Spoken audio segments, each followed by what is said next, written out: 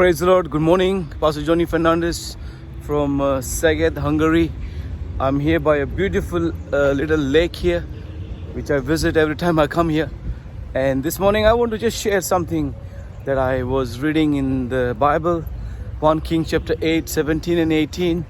The Bible says that God spoke to Solomon and he said that his father David had a desire to build to build a temple of the Lord. It was in his heart, but David was so busy fighting battles and lots of enemies were taken by David, and so he did not have the time and of course the energy to build the house for the Lord, because the house of the Lord would have required a lot of time, effort, provisions also. But of course God does make provisions happen somehow. And so God said, it was in your father's heart to build a temple for me, but I look at these beautiful ducks here. Did you see the ducks? They are lovely here. And so God said to Solomon that he would be the one to build the house of the Lord. Why? Because Solomon's time, God had given Solomon the peace from all the nations that were attacking and trying to cause problems for Israel.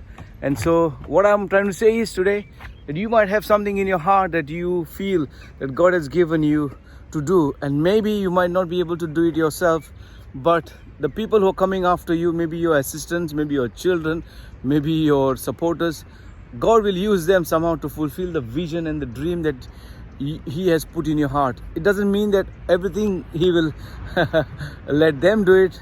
Many things you would do it, but certain things, as you pass on the legacy to the others and you train and teach others, they will carry that baton. They will carry that baton and they will make sure that what God had put on your heart, that they will fulfill it and they will run with that. Hallelujah. So I just felt to encourage you, and I don't know what God wants to speak to you today, but if there is something that you could do to fulfill somebody's vision that God has given them, and God is calling you to do it, then take this as a challenge today. It's 1 Kings chapter 8, 17 and 18.